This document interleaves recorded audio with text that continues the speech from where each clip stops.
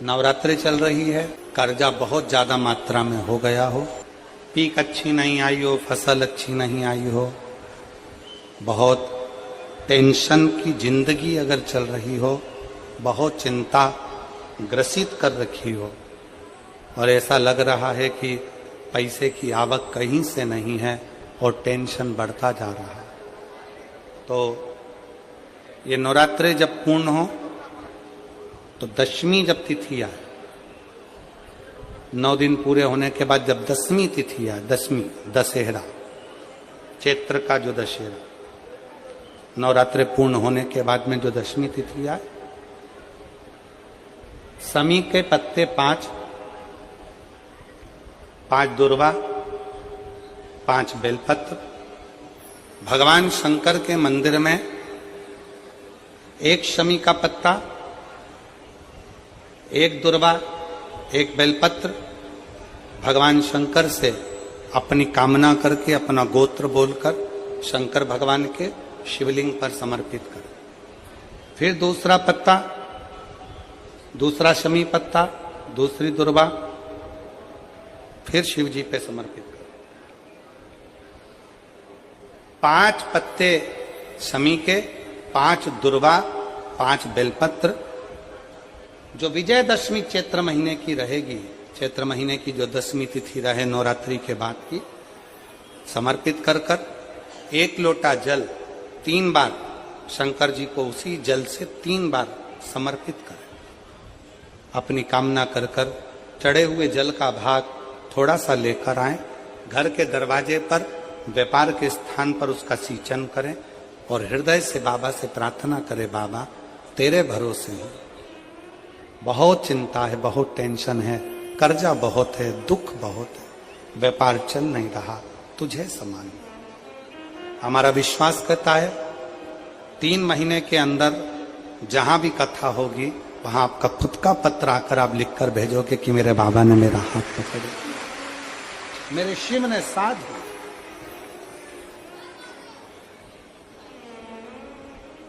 विजयदशमी पर शमी के पत्र की बड़ी महत्वता होती है।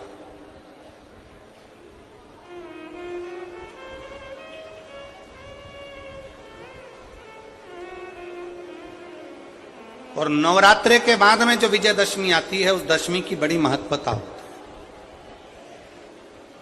धन की कामना के लिए, कार्य सिद्धता के लिए, भगवान शिव की अविरल भक्ति को प्राप्त करने के लिए शमी पत्र मूल होता है, मूल।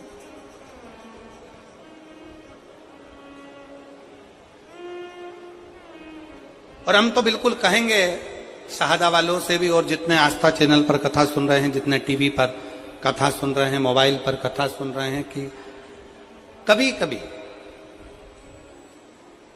2 स्थान पर दीप लगाने में पीछे मत हटो। पहला, बेलपत्री के वृक्ष के नीचे।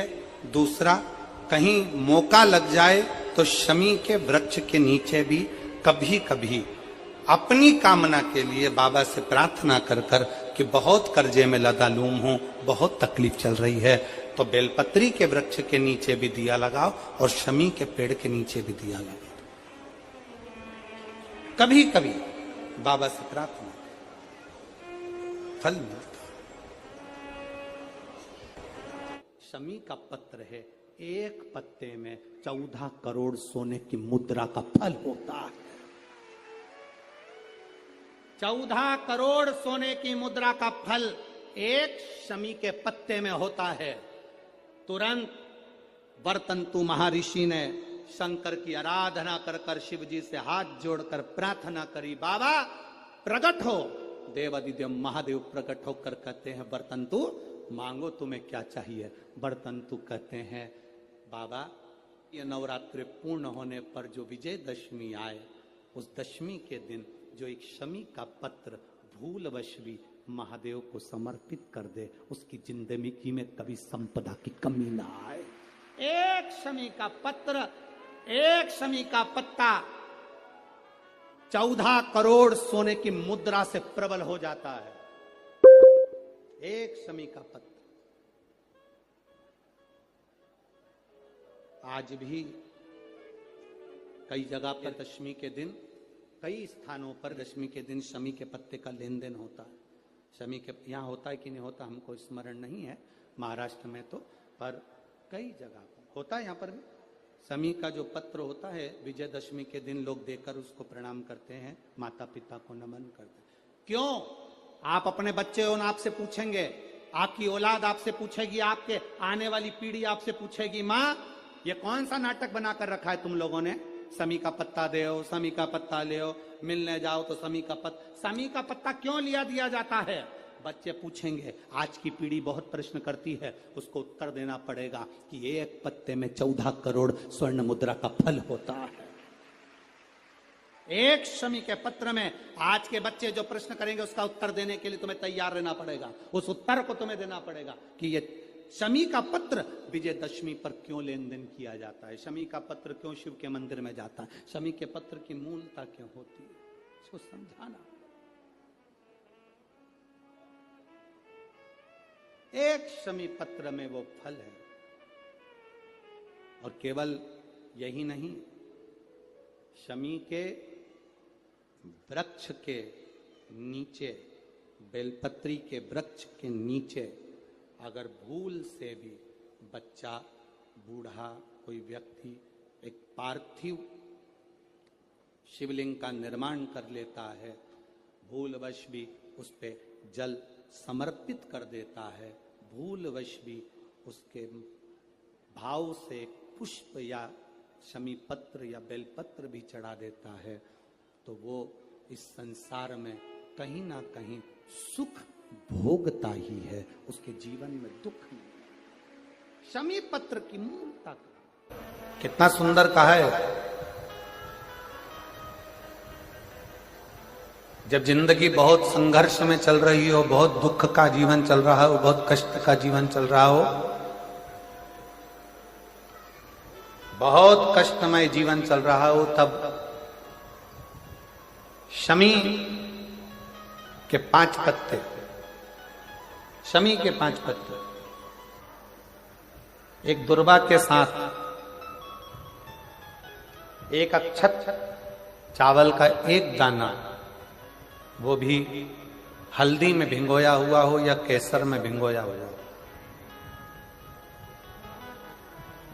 शमी पत्र 5, एक दुर्वा, एक चावल का दाना, जो दिल से, हृदय से बेलपत्री के वृक्ष के नीचे पार्थिव लिंग का निर्माण कर कर, मट्टी का शिवलिंग बनाकर, प्रदोष काल में मतलब शाम के समय पर शिवलिंग बनाकर उस पे जल चढ़ाकर, जो ये 5 शमी का पत्र, एक दुर्वा और एक चावल का दाना अपनी कामना कर कर, जो दुख चल रहा है बाबा से विनय कर कर एक एक पत्ता जब समर्पित कर दे, फिर एक दुर्वा समर्पित कर दे, फिर एक चावल का दाना समर्पित कर दे और बाबा का वहीं पर पुनः विसर्जन कर दे, 3 महीना तो जाने दो, 15 दिन के अंदर वो दुख कटता जरूर है, चाहे कोई भी दुख,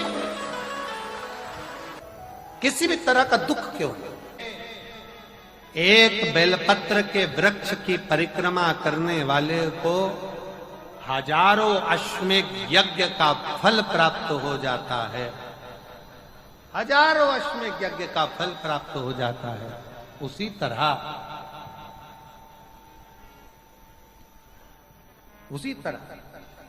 एक पार्थिव लिंग का निर्माण करने वाले को, मिट्टी का शिवलिंग का निर्माण कर कर पूजन करने वालों को 12 ज्योतिर्लिंग के शिवलिंग के दर्शन का पुण्य फल प्राप्त। बहुत ध्यान लगाकर सुनिएगा। एक बेलपत्री और उस बेलपत्री में एक चंदन की बिंदी और एक अक्षत का दाना मात्र रखकर भी अगर शिवालय पर चढ़ा दी जाती है,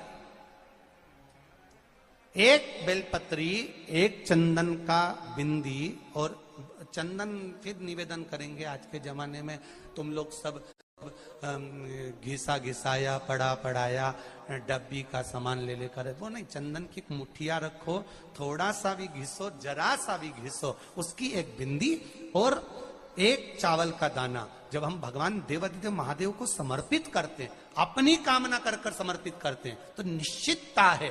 महापुराण की कथा कहती है शंकर भगवान उसका फल शीघ्र प्रदान कर देते हैं। भले आपने कुछ करा ना करा, उसका फल तुम्हें मिल जाए। में जाना, लोटा भरकर जल समर्पित करना, और कभी तुम्हारे जीवन में अगर तुमको लग रहा है कि मैं दुखों से पीछा छूट ही नहीं रहा, तब उस जगह पर बेलपत्री के मध्य भाग में पीला चंदन, ये जो पत्ती है और ये दो पत्ती हैं, ये बड़ी पत्ती और ये बीच की जो दो पत्ती हैं, इसके बीच में जो डंडी का भाग रहता है, जो बीच में डंडी का जो भाग है, बड़ी पत्ती और ये दो छोटी पत्ती के मध्य में जो डंडी का भाग है, उस डंडी के भाग में पीला चंदन और एक छत्तीला शंकर भगवान को आप अगर प्रदोष काल में समर्पित कर रहे हैं, तो ये निश्चित है कि धीरे धीरे कर कर वो दुख समाप्त होगा, वो दुख हटेगा ही। प्रकट वर्णन किया गया शंकर भगवान की आराधना में, शिव की आराधना में।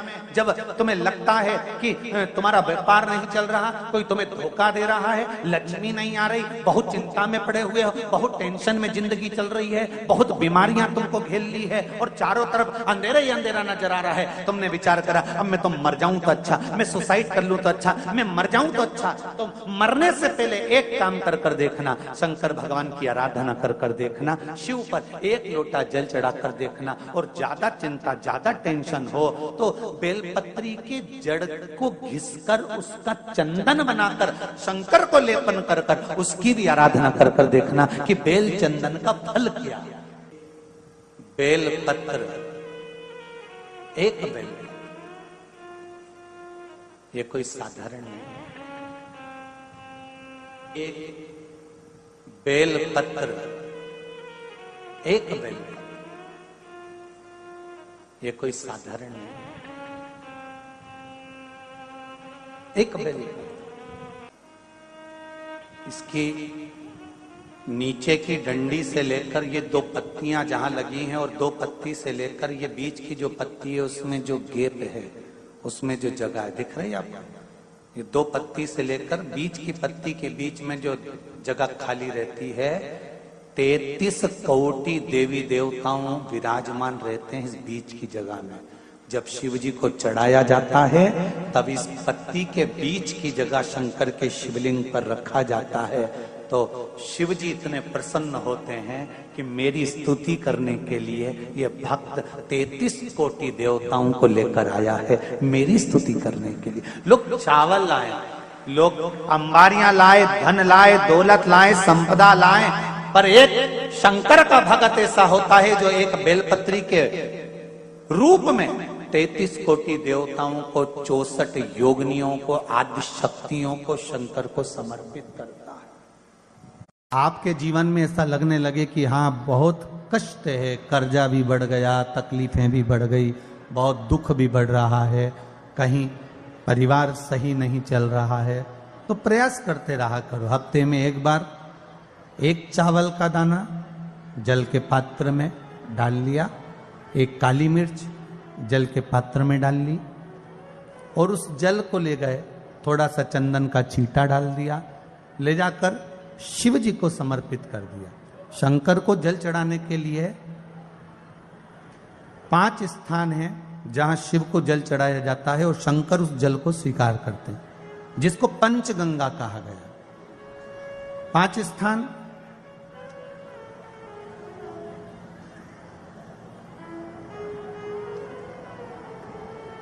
अच्छे से समझ लीजिएगा, जब भी शिव मंदिर में जाएं तो ये 5 स्थान शिव को जल चढ़ाने के लिए जे रखा है। शिवलिंग, गोल जलाधारी, ये चरण जहां से पानी नीचे की ओर जाता है। शंकर भगवान के 13 बच्चे हैं, 13 की 13 बच्चे, शिव जी का संपूर्ण परिवार, 33 कोटि देवता, 64 योगिनियां, सब शिवलिंग के आसपास में।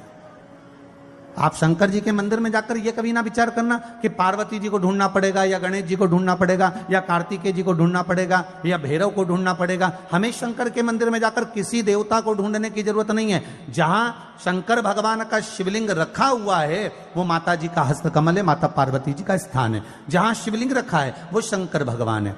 जहां जलाधारी है उस जलाधारी के पास में जहां पानी बहता है बीच में अशोक सुंदरी का स्थान है। जहां से पानी बह रहा है उसका राइट भाग वहां गणेश जी का स्थान है, लेफ्ट भाग कार्तिकेय जी का स्थान है। शंकर भगवान के ऊपर जो जल गिर रहा है वो शंकर भगवान की 5 लड़कियां जया, विषहरा, शामली बारी, दौतली, देव, ये शंकर जी की 5 बेटियां ऊपर हैं। जहां से पानी बहकर उस निकासी से जहां नाली बनी रहती है, पानी जहां से निकलकर बाहर मंदिर के जा रहा है वो 33 कोटि देवताओं का स्थान है। इसलिए सारे मंदिरों की परिक्रमा हो सकती है पर शंकर जी के मंदिर की परिक्रमा नहीं करते, क्योंकि वो जल जो जा रहा है वो 33 कोटि देवताओं का स्थान है, उसको हम लांघ नहीं सकते।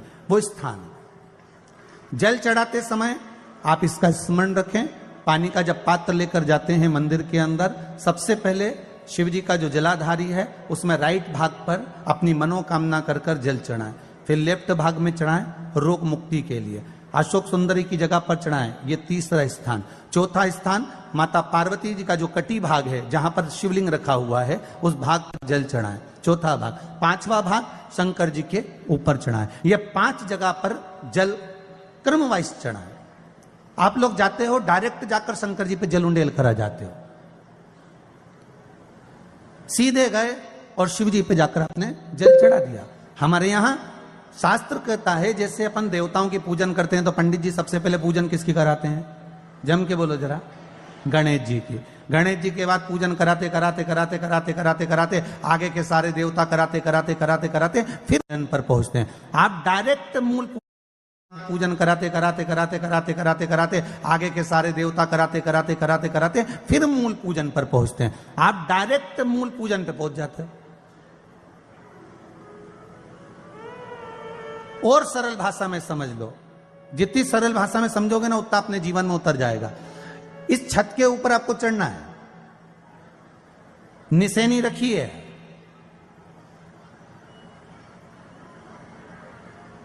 पाए लगे हुए हैं, आप कैसे चढ़ोगे? एक एक पाए पर पांव रखकर चढ़ोगे कि डायरेक्ट पहला पे रखोगे आखिरी पर? जम के बोलिए जरा, एक एक पाए पर पांव रखोगे ना कि धीरे धीरे हमको चढ़ना है। उसी तरह शिव मंदिर में पहुंचने के बाद पहला गणेश स्थान, कार्तिकेय स्थान, अशोक सुंदरी का स्थान। अशोक सुंदरी के स्थान पर जल क्यों चढ़ाया जाता है? क्योंकि भगवान शंकर की सबसे छोटी लड़की जो है वो अशोक सुंदरी है।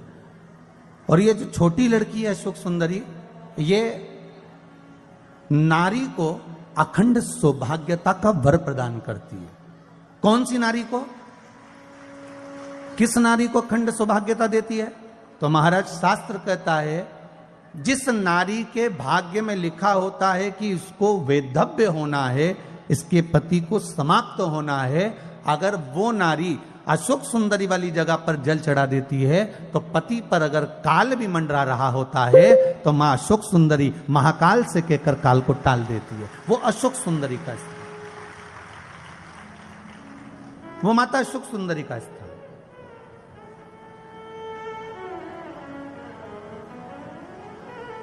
जल चढ़ाने का एक नियम है। यहां जल चढ़ाया, फिर कार्तिकेय बाबा को चढ़ाया, फिर अशोक सुंदरी को चढ़ाया, फिर कटी भाग पर।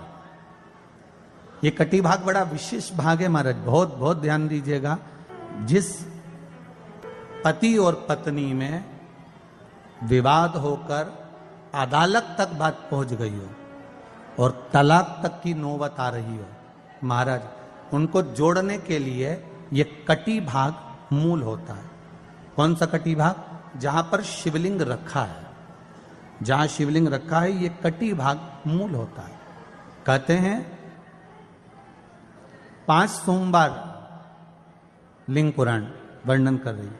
5 सोमवार कटी भाग पर जहां शिवलिंग रखा हुआ है, 3 उंगली में मक्खन लेकर कटी भाग पर मात्र फेर देने पर और उस पर 7 जगह चंदन लगा देने पर पति और पत्नी का संबंध कभी समाप्त नहीं हो सकता, वो जुड़कर ही रहेगा, प्रेम बढ़कर ही रहेगा। कटी भाग का बड़ा बड़ा महत्व है महाराज। शिवलिंग के कटी भाग पर स्वयं मां जगतजननी जगदम्बा अपने हस्त कमल पर भगवान शिव को झेली हुई। धर्म पत्नी से संतान नहीं, औलाद नहीं, बड़े दुखी है, बड़े दुखी। अच्छा, संतान नहीं हो, किसी नारी की गोद अगर, स्त्री की गोद अगर खाली रह जाए तो भी दुख होता है उसको कि मेरे घर में औलाद नहीं, संतान नहीं। हम कई बार कहे, आज फिर कहते हैं, ये टेस्ट भी बाद में कराना, सारी जांचें बाद में कराना। एक बार शंकर का भजन कर कर देख लो। सब जगह से अगर हार जाओ और सारे रिपोर्ट आपकी आपने सब दूर दिखा ली, तो एक बार शंकर पर भरोसा कर कर तुमरुका जी का नाम लेकर सफेद आंकड़े की जड़ को शिवजी पे से रजस्वला धर्म के 7वें दिन 21 बार घुमा लो। नाम गोत्र बोलकर कमर में लाल धागे में बांध लो। पीपल के पत्ते शिवजी को चढ़ाओ, उठाकर लाओ। उस एक पत्ते को रात्रि को गाय के दूध में उकालो और उस दूध को दोनों पति पत्नी पियो। साथ रहिए, समय आएगा, बाबा चाहेगा तो 3 या 4 महीने में गर्भ ठहर ही जाएगा। सारे डॉक्टर को दिखा लिया अपनी जगह, टेस्ट भी करवा लिया अपनी जगह, पर एक बार प्रयोग, और वो विश्वास रखकर करना पड़ेगा। शंकर पर जो भी कार्य कर रहे हो आप, जो उपाय कर रहे हो आप, शिव का स्मरण कर, भगवान पर अगर विश्वास रखोगे, भरोसो दृढ़ इन चरणन करो, श्री वल्लभ नख चंद्र छटा बिन सब जगमा ही अंधेरो। अगर भरोसा है तो शंकर है, और भरोसा नहीं तो शिव कहां से। विश्वास लेकर अगर आए हो तो काम तो होगा। ये लोग काशी से आए हुए हैं, विश्वास लेकर ही तो आए होंगे कि हम जाएंगे शंकर की कथा में तो बाबा कृपा जरूर करेगा। कई लोग यहाँ पर बैठे हुए हैं जो विश्वास लेकर आए हुए हैं, दूर दूर से आए हुए हैं, केवल विश्वास लेकर कि भगवान कृपा करेगा किसी न किसी रूप में, मुझे विश्वास है कि बाबा मेरी सुनेगा। और फिर कहता हूं, कथा में अगर आपने मन लगा लिया, भले टीवी चैनल के माध्यम से श्रवण कर रहे हो, भले मोबाइल के माध्यम से श्रवण कर रहे हो, भले पंडाल में सुन रहे हो, बाबा से अगर दिल से आपने अगर कह दिया तो 3 महीना बहुत होता है सब कामना पूरी होने के लिए। मेरा बाबा आपको कुछ ना कुछ दे ही देता है, बस आपकी रुचि के अनुसार सुख प्रदान कर ही देता है। आप उस पर विश्वास, भरोसा, भटकना नहीं है हमको, मार्ग से विचलित नहीं होना।